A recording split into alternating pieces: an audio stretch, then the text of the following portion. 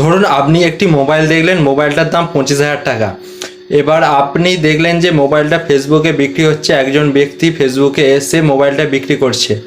আপনার মোবাইলটা দেখে খুব ভালো লাগলো, মোবাইলটার ব্যাক ক্যামেরা 64 মেগাপিক্সেল, সামনে 32 মেগাপিক্সেল, খুব ভালো পারফরমেন্স দেবে। প্রসেসর দেখলেন, আপনার খুব ভালো লাগলো মোবাইলটা, মেন কথা। এবার আপনি লোকটার সাথে যোগাযোগ করলেন। এবার কিসের মাধ্যমে যোগাযোগ করলেন? আপনি মেসেঞ্জার মারফত লোকটির সাথে যোগাযোগ করলেন।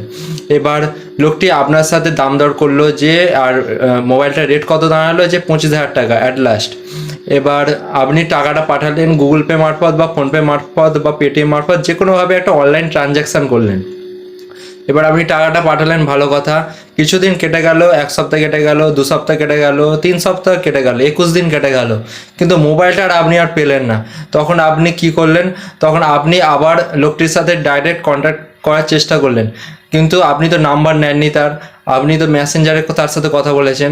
এবার লোকটিও একটা সুযোগ পেয়ে গেল, একজন ভালো মুরগি পেয়েছে, তাকে মুরগি বানানো। এবার লোকটি টাকাটা নিয়ে পালিয়ে গেল, অর্থাৎ আপনার কাছ থেকে টাকাটা নিয়ে হাওয়া হয়ে গেছে।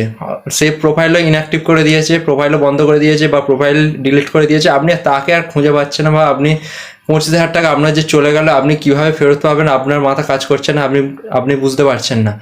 তাহলে অথবা এটি আমি কিসের উদাহরণ দিলাম? এটি আমি একটি চিটিংয়ের উদাহরণ দিলাম, অর্থাৎ লোক ঠকিয়ে টাকা কামানো যাকে বলে।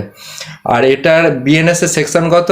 318, অর্থাৎ 318 নম্বর ধারায় চিটিংয়ের তার মানে ব্যাখ্যা করা আছে। এবং এর পানিশমেন্ট কত? এর পানিশমেন্ট হলো 3 থেকে 7 বছর পর্যন্ত জেল এবং জরিমানা। অর্থাৎ যদি পুলিশ একবার সেই লোকটিকে ধরতে পারে, তার 3 থেকে 7 বছর পর্যন্ত জেল হবে, গ্র্যাভিটি অফ অফেন্সের ওপর নির্ভর করে, অর্থাৎ তার কতটা গুরুতর সে অপরাধ করেছে, বা এতদিন সে অপেক্ষা করিয়েছে লোকটিকে, বা সে আদৌ দেবে নাকি ফোনটা, তারও কোনো ঠিক নেই। অর্থাৎ গ্র্যাভিটি অফ অফেন্সের ওপর নির্ভর করে লোকটির শাস্তি হবে, এবং একটা ভালো অঙ্কের জরিমানা হবে, যেটা জুডিশিয়াল ম্যাজিস্ট্রেট সেটা ঠিক করবে অ্যারেস্টের পর।